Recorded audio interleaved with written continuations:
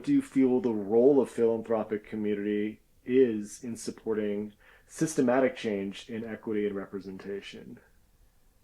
Well, I think we've covered a lot of that, and Mm-hmm. it's really building infrastructure within marginalized communities so that those communities don't have an ongoing dependence. Because really, philanthropic structures have been largely colonial in that the philanthropic community in general offers resources according to their own narrative of what the community needs, which establishes an ongoing dependence on that community, which establishes an imbalanced relationship which never ends, right? And what we all want, what philanthropists complain about is, well, I don't want to be providing food for these people in 20 years or 30 years, so if you want that, you have to build community infrastructure that's sustainable, and you have to make investments into those communities in the same way you would to your own child. When I'm talking to wealthy philanthropists, they are often very interested in the cost of leadership training and the cost of investment in someone who's going to be a change maker. And I was like, well, yes, how much do you invest in your own kid? How much do you invest in their elementary school?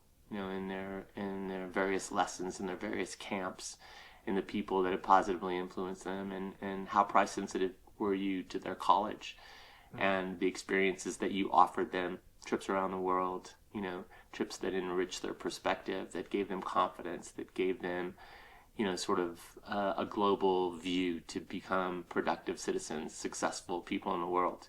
So I think that we have to really examine the commodification of marginalized communities and start to think about, like, if we want to create true equity, we need to invest in systematic infrastructure and invest in people in the same way that we would invest in our own children. Mm. Yeah, yeah. I mean, it's like you alluded to earlier, where it's like that sacrifice isn't the right word, but like having that introspective quality to be able to recognize, like you said, like the value of putting in to the global community what you would put into your, local community or your neighbor, or your child, or your family.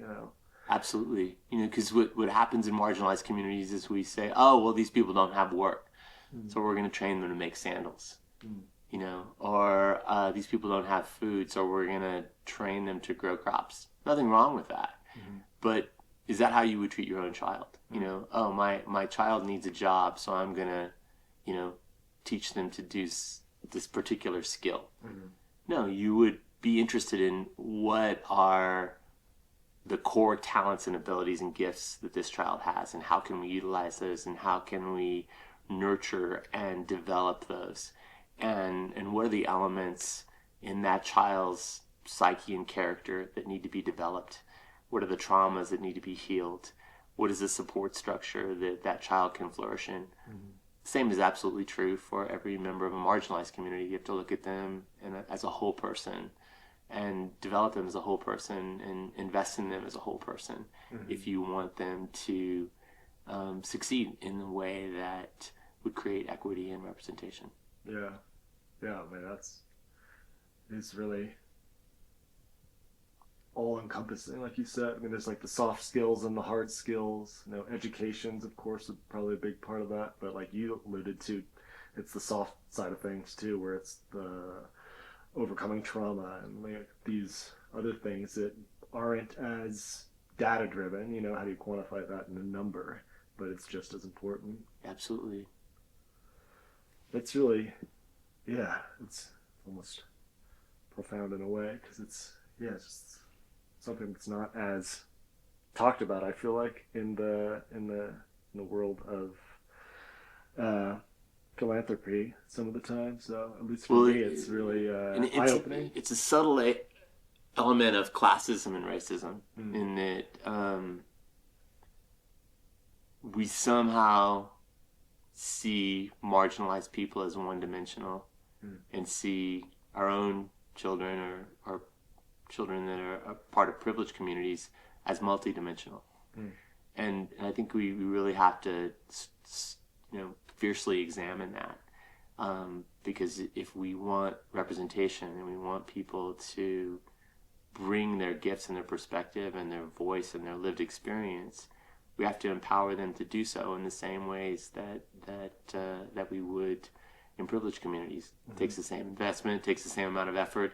The good news is that they're a lot quicker and they're a lot easier, because they've already had to be quite resilient and creative and adaptable to survive.